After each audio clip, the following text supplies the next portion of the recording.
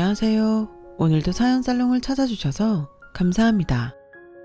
친정 엄마랑 사는 40대 여성이에요. 철없을 땐 명품백 손에 들고 수입차 끌고 다니는 여자들이 부러웠는데 어느 정도 나이가 들고 보니 그보다는 노부부가 나란히 꼭 손잡고 걸어가는 모습이 더 부러워지네요.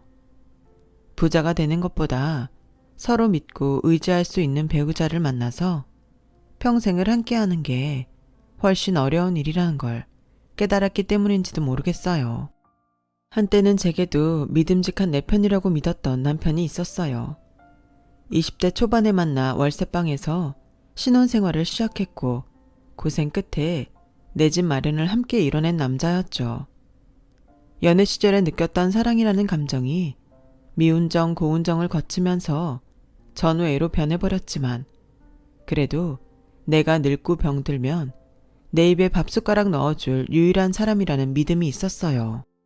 때로는 너무 미워서 온몸의 털을 다 뽑아버리고 싶을 때도 있었지만 그래도 하루가 다르게 피부에 탄력이 떨어지고 머리가 휑하게 비어가는 걸 보면서 미움보다는 애처로움이 앞서곤 했어요. 내 마음이 이러니 남편도 내게 연민을 느끼지 않을까 했는데 아니더라고요. 남편한테 저는 그저 자기 애 키우고 청소랑 빨래하는 몸종일 뿐이었어요. 내가 병이라도 들면 냅다 버릴 생각을 하는 썩을 놈이었죠. 그걸 알게 됐을 때 남편에 대한 미움보다는 17년을 살고서야 남편의 본심을 알아챈 제 아두남에 더 화가 치밀더라고요. 남편은 홀어머니 밑에서 자란 일남 일녀 중 막내였어요. 시누이는 남편보다 10살이나 많아서 저희가 사귈 때는 이미 시집을 간 상태였어요. 일찍 결혼을 해서 지방에 내려가 살고 있던 터라 저는 남편이 외동아들인 줄 알았더랬죠. 결혼을 앞두고서야 위로 누나가 있다는 걸 알게 되었어요. 상견례 때 처음 본 시누이는 딱 봐도 사치가 심하고 무력이 많아 보였어요. 왜 브랜드 옷 살 때 일부러 상표가 크게 적힌 옷만 사는 사람 있죠? 마치 브랜드 상표를 보이려고 혈안이 된 사람처럼 말이에요. 제 시누이가 그런 사람이었어요. 그날도 시누이 옷차림은 누가 봐도 졸부 냄새 팍팍 풍기는 모습이었어요. 시누이는 저와 저희 엄마의 차림을 훑더니 고개를 저었죠. 그리고는 눈을 내리깔곤 심드렁한 표정으로 혼수며 예다는 얼마나 해올 거냐고 묻더군요. 요즘엔 시누이한테도 명품백 하나는 해준다던데 알고 있죠? 하물며 나는 내 동생 어버 키웠는데 에르메스까지는 아니어도 샤넬백 정도는 받아야 하지 않겠어요? 그러자 아주버님이 부인을 말렸어요. 이 사람이 지금 뭐하는 짓이야? 입 다물고 가만히 있어. 왜? 내가 못할 말 했어? 나 그 정도 요구할 권리 있는 사람이야. 제 대학 들어갔을 때 첫 등록금 내가 만들어줬어. 내가 공부시킨 동생 결혼한다는데 샤넬백 하나는 받아야지. 시누이는 빚받으러 온 빚쟁이처럼 명품백 내놓으라고 난리였고 보다 못한 제 남편이 따로 얘기하자고 설득한 뒤에야 입을 다물었어요. 신혼집 구할 돈도 없어서 본가에서 신혼 살림을 꾸리는 동생한테 명품백 사달라는 소리나 하다니 아무리 철이 없어도 이렇게 철이 없을까요? 그 모습을 보니 앞으로 펼쳐질 제 결혼 생활이 어떨지는 불보듯 뻔하더라고요. 그나마 다행인 건 시누이가 먼 곳에 살아서 왕래가 드물다는 거였어요.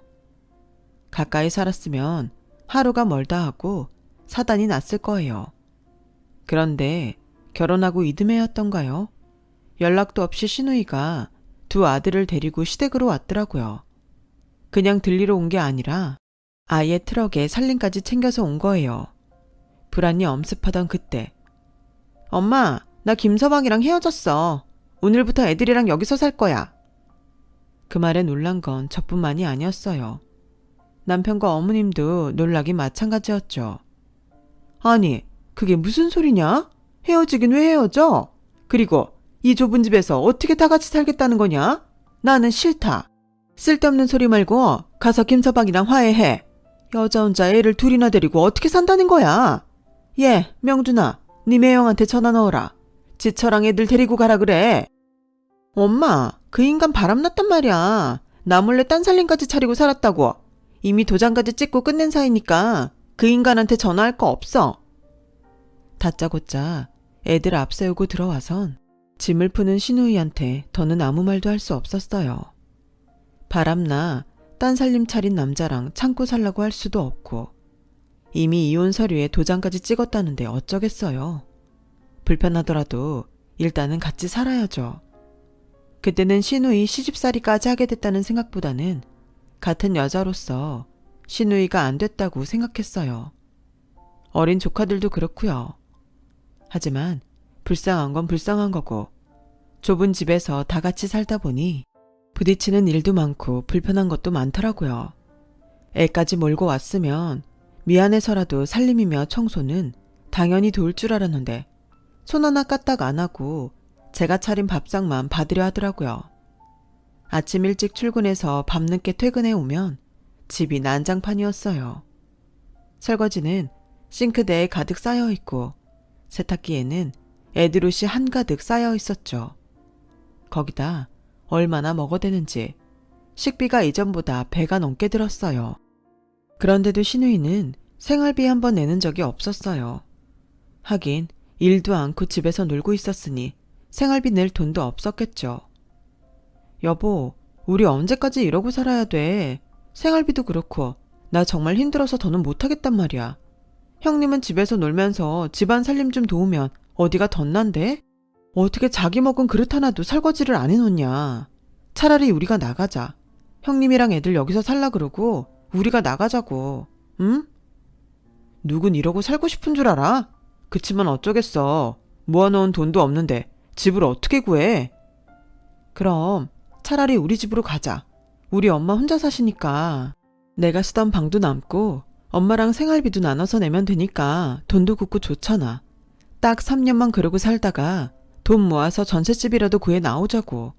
그 방법 아니고는 방법 없어. 남편도 그게 최선이라는 건 알고 있었지만 남자가 능력이 안 돼서 처가살이를 한다는 게 창피했나 봐요. 선뜻 대답을 못 하더라고요. 그렇게 남편이 결심을 하기 기다리던 어느 날이었어요. 누가 제 가계부에 꽂아둔 돈에 손을 대는 일이 벌어진 거예요. 주말에 친구 결혼식이 있어서 미리 현금을 빼놨는데 싹 없어졌더라고요. 괜한 사람 의심하지 말고 잘 찾아봐. 없단 말이야. 당신도 어제 봤잖아. 내가 여기에 돈 끼워둔 거. 혹시 애들이 낮에 우리 방에 들어와 빼간 거 아닐까? 자기가 한번 물어봐. 됐어. 그 돈 내가 줄게. 얼마야? 5만 원이면 돼? 아니면 10만 원? 내가 지금 돈이 아까워서 이러는 것 같아? 이번 일 그냥 넘어가면 애들이 다음에도 또 이럴 텐데 그러면 안 되잖아. 교육 차원에서도 그냥 넘어가면 안 되는 거라고. 자기가 말하기 힘들면 내가 직접 가서 말할게. 그러자 남편이 자기가 이야기하겠다고 방을 나섰어요. 1시간쯤 지난 남편은 아까보다 더 어두운 표정으로 방으로 돌아왔어요. 애들이 그런 거 맞대지. 누구래? 큰애야 작은애야? 그러자 남편이 시무룩한 표정으로 우리 장모님 댁으로 들어가자. 엄마랑 누나한테는 내가 얘기했어. 결혼식장 갔다가 장모님한테 가자. 남편의 표정을 보니 더는 누구 짓인지 물어볼 수가 없었어요. 그날 우리는 결혼식장에서 바로 저희 친정으로 갔어요. 엄마는 저희가 온다고 한 상 가득 음식을 차려놨더라고요. 하지만 남편은 쉽게 젓가락을 들지 못했어요. 처가살이를 하겠다는 말을 꺼내는 게 쉽지 않았거든요. 그래서 제가 먼저 말을 꺼냈죠. 엄마, 우리 그냥 여기 들어와 살까봐.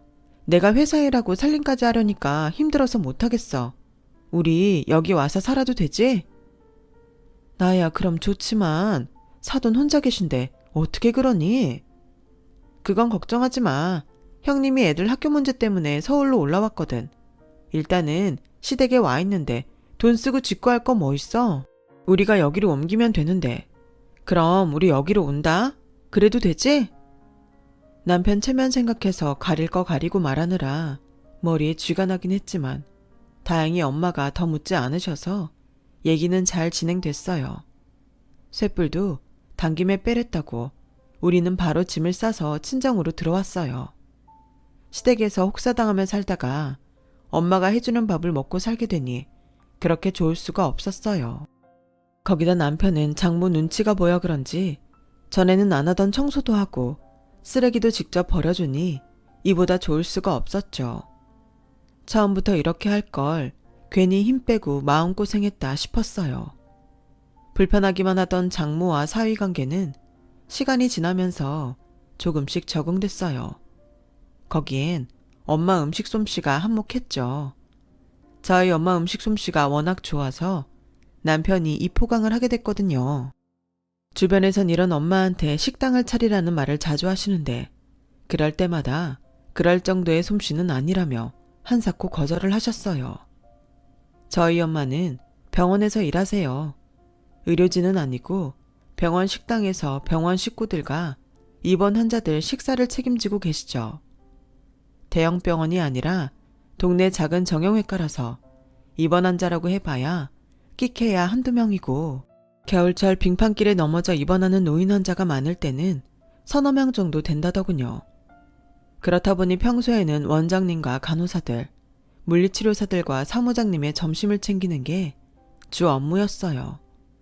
환자가 있을 때는 7시쯤 출근하고 환자가 없을 때는 오전 10시쯤 출근해서 오후 6시에 퇴근을 하셨어요. 회사원인 저희 부부와 출퇴근 시간이 비슷해서 퇴근길에 전철역 근처에서 만나 외식을 하거나 시장에 들러 창거리를 사기도 했어요. 제가 시집을 가고 한동안 혼자 지내시던 엄마는 모처럼 딸과 사위 덕분에 얼굴에 생기를 띠게 되셨죠. 솔직히 그때는 시누이한테 얼마나 고마웠는지 몰라요. 친정으로 살림을 옮기고 처음 맞는 설이 되었어요. 엄마는 딸 내외랑 같이 살게 된 게 내심 미안하셨는지 저희 시어머니한테 드릴 선물을 잔뜩 준비하셨더라고요. 시누이랑 조카들 옷도 사주셨어요. 그런데 어머님과 시누이가 선물을 보더니 콧방귀를 끼지 뭐예요? 남의 아들 데려다가 머슴처럼 부리고 살면서 고작 이런 걸로 때우려 들어? 물건 고르는 수준하고는 이런 걸 어떻게 걸치고 다니란 거냐? 어머님, 디자인이 마음에 안 드시면 바꿔다 드릴게요. 그리고 이거 그렇게 싸구려 아니에요. 전부 브랜드 매장에서 산 거예요. 아는 사람들은 다 아는 브랜드라고요. 어머 울케, 그 말은 뭐야? 그럼 우리 엄마는 이 정도 브랜드도 못 알아보는 수준 미달이다 이거야? 생각할수록 기분 나쁘네. 나도 이 옷 안 입을래. 도로 가져가. 그런 뜻이 아니라 입고 다니시기 창피하시진 않을 거란 얘기였어요. 제 말에 기분 나쁘셨다면 죄송해요. 그리고 형님, 보험일 시작하셨다고 하던데 정장 스타일 옷 필요하시잖아요. 화 푸시고 받아주세요. 디자인이 마음에 안 드시면 제가 바꿔다 드릴게요. 아니면 언제 저랑 같이 매장에 가실래요? 한참을 어르고 달랜 후에야 두 모녀의 화는 풀렸고 그제야 한시름 놓을 수 있었어요. 생각해보면 참 어이없는 짓이었죠. 선물을 사주고도 온갖 아양 다 떨어가며 받아달라고 애원하다니 잘못돼도 한참 잘못된 거였죠. 아무튼 그렇게 설에 별 탈 없이 지나가는 줄 알았어요. 차례를 지내고 점심까지 시댁에서 먹은 우리 부부는 슬슬 집으로 돌아갈 차비를 하고 있었어요. 그런데 시누이가 애들을 데리고 함께 따라가겠다며 준비를 하지 뭐예요. 그래도 명절인데 사돈어른한테 인사는 해야 할 거 아니야. 옷 선물까지 받았는데 어떻게 그냥 입을 닦아? 애들 학용품도 사주셨고 가서 감사 인사만 하고 올 테니까 너무 걱정하지 마. 굳이 그러실 필요 없다고 하는데도 시누이는 길을 쓰고 저희를 따라 제 친정으로 향했어요. 저희 집에 도착한 시누이는 집안 구석구석을 돌며 스캔하듯 살림을 살폈어요. 엄마는 뜻밖의 손님의 저녁 준비부터 해야겠다고 주방으로 가셨죠. 그러자 시누이가 그러더라고요. 사돈어른, 그 전에 우리 애들 세배부터 받으세요. 아시다시피 제가 이혼한 지 얼마 안 돼서 애들이 명절에 갈 데가 없네요. 얘들 나이엔 세뱃돈 모으는 것도 명절 재미인데 그걸 못 해주게 됐지 뭡니까. 한마디로 애들 세뱃돈을 챙겨달라는 소리였어요. 시누이가 길을 쓰고 저희 집까지 온 진짜 이유였죠. 엄마는 그제야 지갑을 찾아들고 얼른 욕실로 들어가셨어요. 세뱃돈으로 줄 현금을 챙기시려고요. 잠시 뒤 욕실에서 나온 엄마는 시누이 아들들한테 세배를 받으셨고 10,000원짜리 3장씩을 주셨어요. 그러자 애들이 인상을 팍 쓰더군요. 고작 3만원? 아이, 기껏 여기까지 따라왔는데 아이씨 짜증나. 초등학교 5학년짜리 큰애가 입을 삐쭉 내밀고 투정을 부리자 3학년 둘째도 따라서 짜증을 부렸어요. 그러자 저희 엄마가 얼른 지갑을 열어 10,000원짜리 2장씩들 더 쥐어주었죠. 그제야 애들은 튀어나온 주둥이를 넣고는 돈을 주머니에 넣었어요. 그 모습을 본 남편이 한마디 하려고 하길래 제가 얼른 말렸어요. 괜히 큰 소리라도 냈다가는 화살이 저한테 올 것 같았어요. 저희 엄마도 마음이 편치 않으실 것 같았고요. 그날 시누이는 저희 집에서 저녁을 먹고 택시비까지 챙겨서 돌아갔어요. 그렇게 무사히 명절이 지나갔나 보다 했는데 며칠 뒤 몸이 안 좋아서 반차를 내고 일찍 퇴근한 저는 약을 찾으러 안방에 들어갔어요. 평소 비상약을 넣어두는 문갑 서랍을 열었는데 그 안에 서류가 있더라고요. 엄마 앞으로 뽑은 보험 견적서였어요. 그런데 보험 설계사 이름을 보니 글쎄 시누이더라고요. 저랑 제 남편한테 강제로 보험 들게 한 것도 모자라 저희 엄마한테까지 보험 들라고 강요했던 모양이에요. 보험 들 수 있죠. 엄마 연세도 있고 사람 일이 언제 어떻게 될지 모르는데 실비보험이며 암보험 하나쯤 가지고 있으면 좋긴 한데요. 뽑아놓은 상품을 보니 특약을 엄청 넣어서 납입금이 엄청 나더라고요. 어떻게 이런 걸 팔겠다고 가져온 건지 정말 기가 막히더라고요. 생각 같아선 당장 시누이한테 전화해 한바탕 하고 싶었지만 일단 엄마가 보험을 들지 말지도 모르니까 엄마랑 얘기해보고 전화해야겠다 생각했어요. 엄마, 지금 가지고 있는 보험도 있는데 설마 내 시누이한테 또 들려고 하는 건 아니지? 딱히 들고 싶은 건 아닌데 사정이 어렵다고 하니까 모른 척할 수도 없겠더라고. 불입금이나 적으면 하나 들어줄까 했는데 한꺼번에 보험을 3개나 뽑아왔지 뭐니. 무조건 안 하겠다고 하기도 뭐하고 그중 하나라도 들어줄까 생각 중이다. 됐어. 뽑아온 견적서 보니까 완전 엉망이던데 뭐. 그리고 특히나 보험은 믿을 수 있는 설계사한테 들어야 한다고. 안 그랬다간 기껏 돈 부어놓고 정작 일 생겼을 때 제대로 보험금도 못 받는단 말이야. 하나를 보면 열을 안다고 우리 시누이 같은 사람한테 보험 들었다간 나중에 뒷목 잡기 십상이야. 사람이 양심이 있어야지. 자기 살자고 남의 엄마한테 이렇게 독박을 씌워? 내가 알아서 처리할 테니까 엄마는 모른 척하고 있어.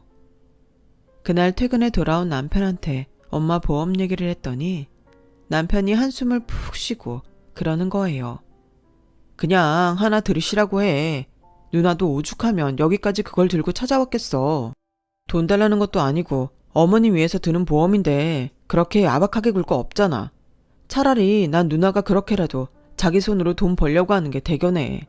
적어도 자기 가계부에서 몰래 돈 훔치는 짓은 아니니까. 뭐?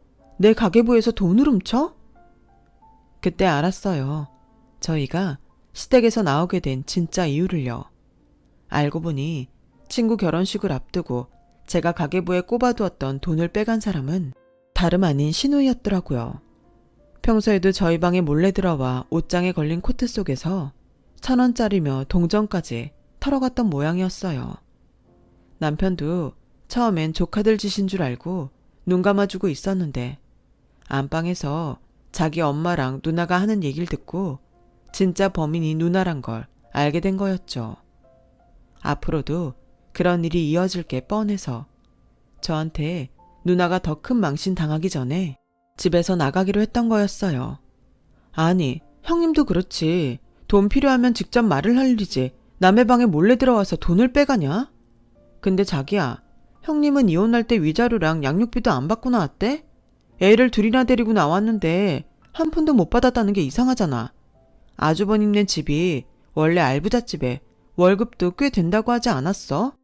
우리 결혼할 때까지만 해도 형님 씀씀이 장난 아니었잖아. 게다가 유책 배우자도 아주버님이라며. 제 말에 남편은 또 한숨을 푹 쉬더니 사실은 누나가 바람핀 거야. 민우랑 민규도 매형 아이도 아니야. 누나가 잘못한 건 맞는데 그래도 일단 애들은 키우고 살게 해야지. 그러니까 장모님한테 보험 하나만 들어달라고 해. 이건 뭐 양파도 아니고 까도 놀랄만한 일만 나오니 정신을 못 차리겠더라고요. 남편 몰래 바람 피우고 상간남 애까지 낳아 키우다니 정말 간이 배 밖으로 나온 사람이었죠. 이런 여자를 종갓집 종손 낳았다고 떠받들어준 아주버님과 그 부모님이 참 안 됐다는 생각이 들었어요. 남편은 누나를 가엾게 여겨달라고 제게 모든 걸 털어놓았겠지만 솔직히 그 얘기를 듣고 보니 없던 정도 더 떨어지더라고요. 딴 것도 아니고 상간녀라니. 그래놓곤 저한테 시누이 노릇 해가며 대접받으려고 했던 걸 생각하니까 더 얄밉고 싫었어요. 그래서 시누이를 찾아가 엄마한테 비슷한 보험이 있어서 안 되겠다고 했어요. 대신 나중에 우리 애 생기면 그때 애 앞으로 보험 들어준다고 말하고 엄마 보험권은 정리를 했어요. 솔직히 시누이 정체를 알고 난 이후로 제 눈에 시누이가 만만하게 보였던 것도 사실이에요. 그래서 시누이가 말도 안 되는 걸로 트집을 잡고 타박을 해도 대수롭지 않게 받아들이게 되더라고요. 제 태도가 이렇게 바뀌자 시누이도 전처럼 제 앞에서 당당하게 굴지 못했어요. 결혼한 지 4년차가 되던 해 우리는 친정 엄마 집에서 독립을 했어요. 아무래도 남편이 처가살이하는 게 안 돼 보여서 계획보다 반년쯤 앞당겨 전셋집을 구해 나왔죠. 이사를 들어갈 때 주인 아주머니가 그 집에서 살던 사람들은 다들 3년 안에 집을 사서 나갔다며 저희도 그렇게 될 거라고 하더니 정말 저희도 이사하고 3년 만에 집을 사게 됐어요. 물론 은행 돈이 엄청 들어갔지만요.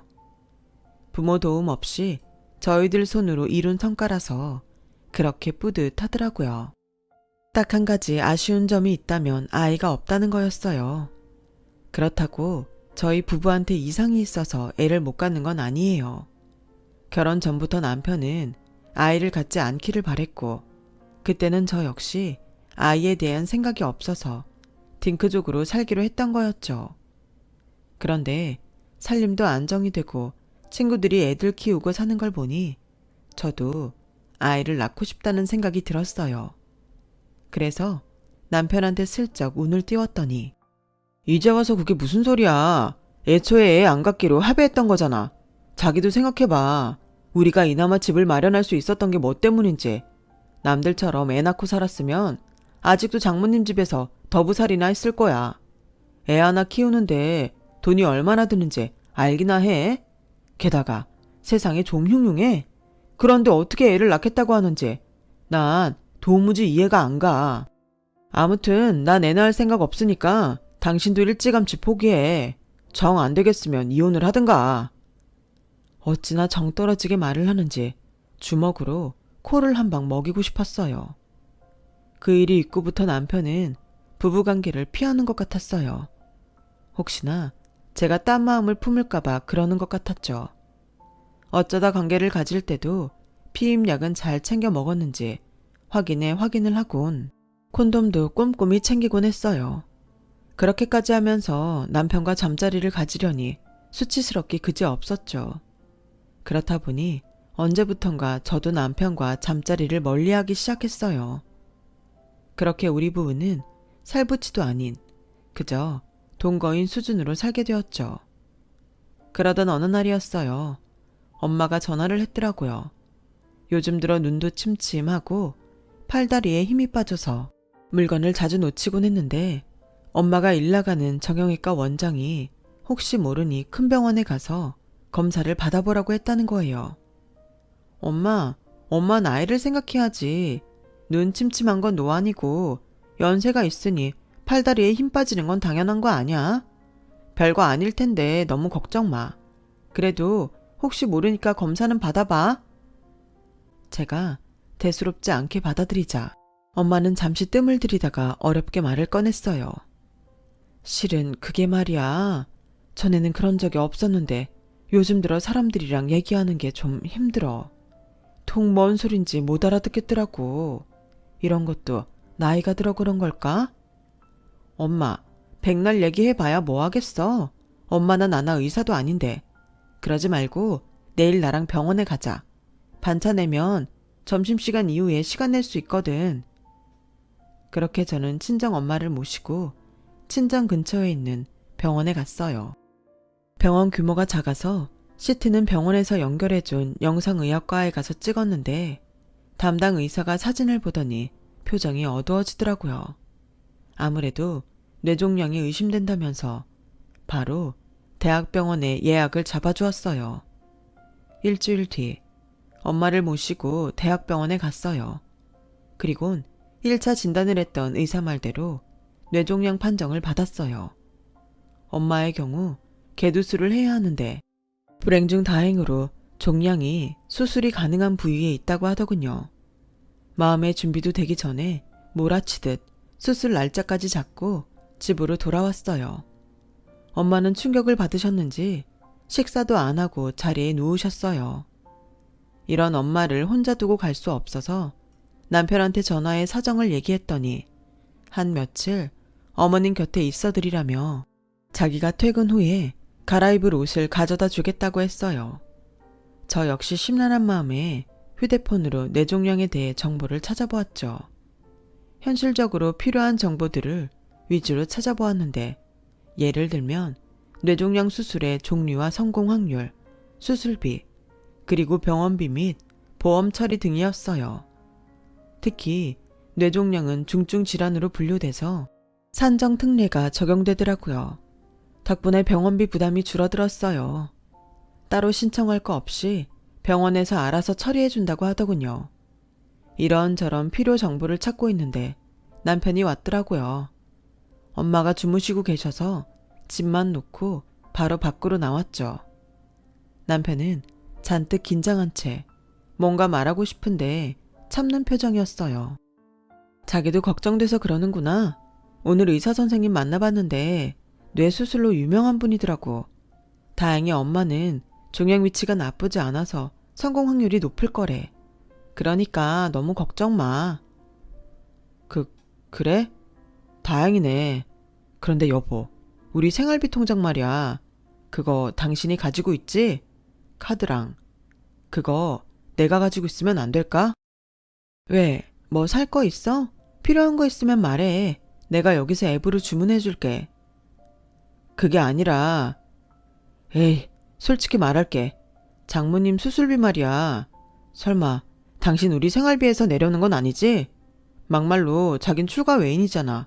우리도 아직 은행 대출 갚느라 형편이 넉넉치 않은데 장모님 병원비까지 돕는 건 말도 안 되지. 야박하게 들릴지 모르지만 솔직히 난 돈 나가는 거 두려워서 애도 안 갖고 사는데 장모님 병원비까지 독박을 쓰는 건 너무 억울하다고. 그리고 긴 병에 효자 없다고 앞으로 돈 들어갈 일이 하루 이틀이겠어? 그래서 말인데 분명히 말하지만 나 그거 절대 못 내. 그러니까 생활비에서 10원짜리 하나라도 자기 엄마 병원비로 내는 일은 없게 하란 말이야. 그니까 생활비 통장이랑 카드 줘.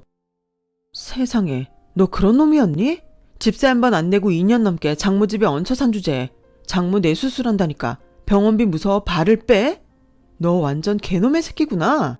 받아 처먹을 땐 볼때기가 터지도록 처먹고 갚아야 될 땐 배째라 이거냐? 너 아주 무서운 놈이다.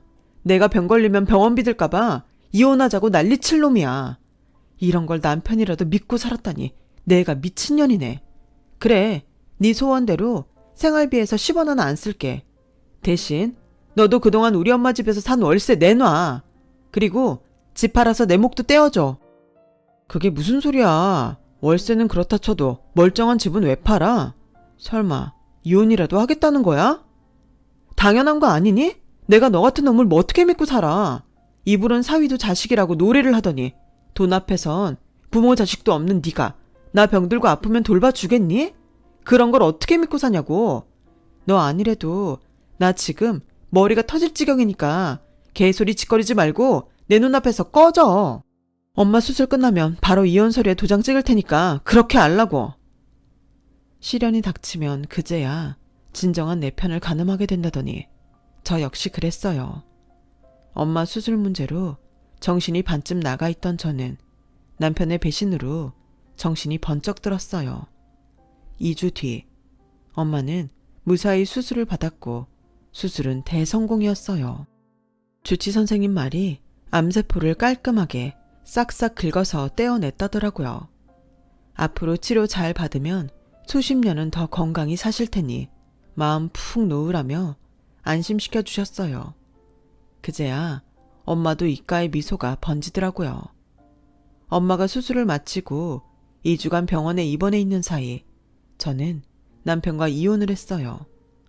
집은 팔리는 대로 나눠 갖기로 했고 제 짐은 미리 빼다가 친정집에 가져다 두었죠. 남편 놈은 엄마 수술이 끝났는데도 잘 됐냐는 문자 하나 없더라고요. 이런 놈이랑 8년 동안이나 살부비고 살았다 생각하니 소름이 끼쳤어요.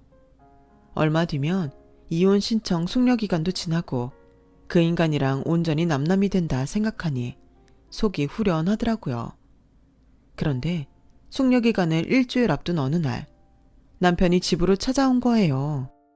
다짜고짜 자기가 잘못했다며 무릎까지 꿇고 빌더라고요. 자기 힘든 거 알면서 내가 그러면 안 되는 거였는데 정말 미안해. 장모님한테도 내가 직접 사과드릴게. 아니, 그냥 돌아가. 엄마도 더는 널 사위로 생각 안 하시거든. 참, 월세 보내준 거 잘 받았어. 근데 집 보러 오는 사람은 많다던데 왜 안 팔고 뭉개는 거야? 집을 팔아야 재산분할을 끝낼 거 아니야. 아까 낮에도 부동산에서 전화 왔는데 당신이 안 팔고 버틴다고 하더라. 자기야, 그래서 말인데 우리 그 집 꼭 팔아야 돼. 앞으로 집값이 오르면 올랐지 절대 안 떨어질 텐데 가지고 있으면 돈 될 집을 왜 하필 지금 팔아야 하냐고. 장모님 수술도 잘 됐고 우리 풀 거 풀었으니까 다시 재결합하는 거 어때? 앞으로는 내가 노력할게. 응? 뭘 노력해. 앞으로도 우리 엄마 병원 치료받아야 하는데 그때마다 생활비 뺏어 쓸까봐 통장이랑 카드 숨기려고? 인간아, 내가 널 모르겠니? 되도 않는 소리 말고 돌아가. 그깟 통장 숨길 필요 뭐 있어? 누나가 그러는데 보험 특약도 빵빵하게 걸어놔서 장모님 수술 받고 일 쉬는 동안에도 일당이 다 나온다던데. 그뿐이야. 암 진단금에 수술비, 간병비 할 거 없이 다 나온다며. 돈 나가긴커녕 한미천 잡았을 거라고 누나가 아쉬워하더라. 따지고 보면 그게 다 자기 공인데 생색도 못 내게 됐다고. 그제야 남편이 이 밤에 저를 찾아온 이유를 알겠더라고요. 보험금 빼먹을 생각에 온 거였어요. 앞으로 처가에 돈 들 일 없겠다. 장모 돌아가시면 사망보험금까지 생기겠다. 돈 생길 일만 남았는데 아파트까지 팔아치우면서까지 결혼을 쪽낼 일 없다는 계산이 떨어진 거였겠죠. 이혼 서류에 잉크도 마르기 전에 대학 때 사귀던 전 여친 만나서 제주도 여행까지 다녀온 놈이 재결합? 왜? 장모 죽으면 돈벼락 떨어질까봐 돈줄 못 놓겠디? 우리 엄마 목숨 담보로 받은 보험금이 그렇게 탐나서 밤에 잠이 안 오더냐고. 내가 어차피 끝난 거 좋게 넘어가려고 했는데 넌 도저히 안 되겠다. 간통죄는 사라졌지만 그래도 상간녀 위자료라는 게 있더라고. 나도 이참에 그것도 좀 챙겨야겠다. 소송하는 김에 너한테도 간통 위자료 좀 받아야겠으니까 돈이나 준비해. 왜? 몰랐니? 우리가 이혼 신청을 하긴 했지만 숙려기간이 끝나기 전까지는 엄연히 부부 상태야.